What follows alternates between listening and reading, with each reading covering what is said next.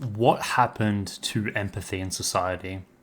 Now, I was watching Project Hail Mary with Ryan Gosling a couple of nights ago, and man, there is a okay. Spoilers. If you haven't watched Project Hail Mary, go watch it. Fantastic movie, fantastic. First hour drags, but once you get past the first hour, it is like top five movie for me. Anyway, all right. Spoilers. There's a character called Rocky. He's not even human. Like he meets Ryan Gosling's character Grace on a expedition out into space, and pretty much the timeline is a bit unsure, but I would imagine they only knew each other for maybe a couple of months. You know, they learn each other's languages, they learn they're both scientists, yada yada, and pretty much there's a point in the story where Rocky saves Grace at the detriment of his own health.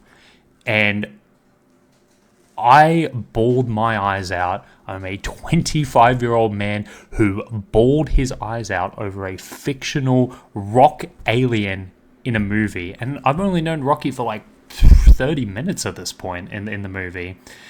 And then it hit me. I just wept for a rock alien sacrificing himself for a stranger. So why does that same instinct disappear the second it's a real human in real life in front of us? That's what this video is actually about.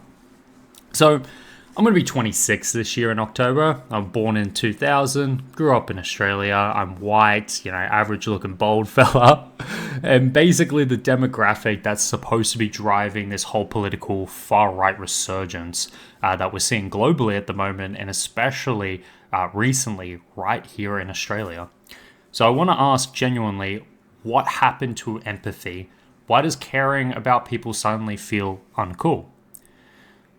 So in Australia at the moment, we've seen a real rise in support for One Nation led by Pauline Hanson. Now, I'll give credit where it's due. I do understand the appeal for the average Australian to vote for One Nation. She goes on about how, she knows what it's like to be, a business owner because she ran her own fish and chip shop back in Ipswich, in the 90s or 80s, whatever it was, right? She's blunt. She says the quiet part out loud, and a lot of Australians love that, especially older ones. If I talk to them, they're always saying, she just tells it how it is. She doesn't have a filter. She fights for the people. You go, Pauline! Shout out to Friendly Geordies. She's an Aussie battler. But the problem is what she's telling you. Like, that's the big problem. The problem is what she's telling it as. Strip away the I'm one of you branding, and a lot of what actually gets said is misinformation and hostility aimed at Muslim and Asian communities. That's not telling it how it is. That's hostility with a friendlier accent. So recently, a group of young school students in Australia, I believe it was mostly Sydney and Melbourne, walked out on a Thursday afternoon in class and protested the rise of One Nation. Peacefully, there is one clip going around of some random guy going up to I believe, News 24, which used to be called Sky News here in Australia. She was just reporting, News 24 reporter. She was reporting on the protest and she wasn't doing anything wrong. This guy comes up, he's masked up, and he steals her microphone. Now, everyone looked at that and went, oh, see, they're not peacefully protesting. But when did one person speak for a majority? Anyway, back to the point. Because of this protest, a chunk of right-leaning commentators and influencers are losing their mind over it. They're calling it indoctrination of the youth, slop, like pretty much dismissing them outright instead of actually engaging with what they were saying, which was Pauline, One Nation, hands off our future. If a school full of teenagers is worried enough to walk out over One Nation, maybe there's something to be listened to there, rather than just mocking it.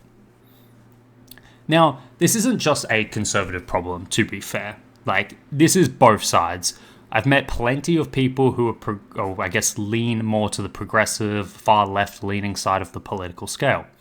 And they just flat out refuse to talk to anyone who like voted for Trump or likes Republicans, likes, One Nation, conservative groups pretty much. And they won't even like bat an eye about conversation. And I think that's a little bit silly. I mean, you can't just close your mind off to, a big chunk of, the population and not at least try and understand where they're coming from. Shutting someone out entirely because they hold a different opinion isn't engaging with the problem. Like, it's just creating another problem, to be honest. No one's talking to each other. And, the far left, far right, they both do it. They just dress it differently. Now, let me go back to Project Hail Mary for a second here, because this is kind of the whole point or what sparked the idea of this video. Like, Rocky really didn't owe Grace anything. He's known, each other for maybe a couple of months, and different species, couldn't even speak the same language, and he still puts everything on the line for him. And I literally bored myself. Like, I bawled out for a couple of, minutes on my partner's lap over a rock, an alien, something that isn't even real. Because that level of I'll show up for you even though I barely know you doesn't even feel real in real life anymore.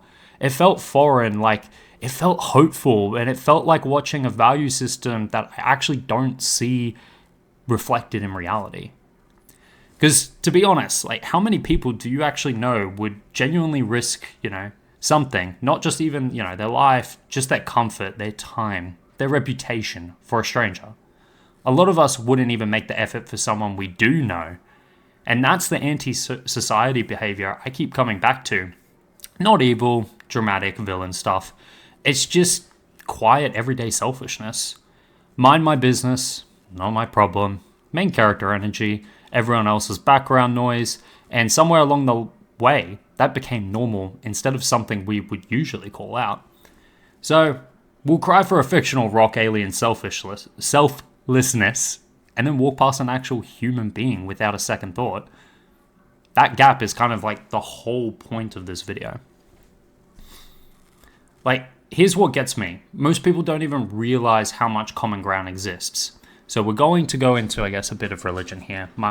I myself grew up believing in God. I guess Anglican is what my mum used to put down, even though we never went to church. It's just something that she did, right?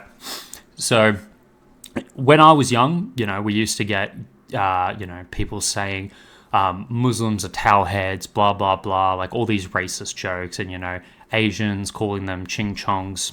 Now, please don't cancel me for saying this. This is just my experience growing up and what I heard from other adults as a young kid in Australia. But honestly, every Muslim person I've met has been so welcoming. Meanwhile, some of the loudest self-described Christians I've counted have just been the complete opposite. They're bigoted, spiteful, and pretty much everything they claim to be against. The biggest one being, one of the 10 Commandments is love thy neighbor. But then we have people wanting to deport people from Australia for not believing in a political viewpoint. It's just absolutely insane. Muslims and Christians have more in common with each other than most people realize, but nobody's asked. Nobody's actually tried to understand the quote-unquote other side. They've just decided it's the enemy, and they moved on. That's the same selfishness as the Rocky thing, just scaled up to the whole society. It's easy to write someone off than to extend them the benefit of the doubt. So, a story got me to feel real physical crying into my partner's lap, empathy for something that isn't even real. Which tells me that the capacity is clearly still in us. We're not incapable of it as humans. We're choosing not to spend it on each other, and that's where I have a problem. I don't have a neat answer for why society's gotten less empathetic over the last 20 to 30 years. So I actually do want to open this up. Why do you guys think this is happening? Drop it in the comments, or let's go chat in Discord. Links below. And let's actually have the conversation instead of just shouting past each other. Have a blessed day, guys. Take care.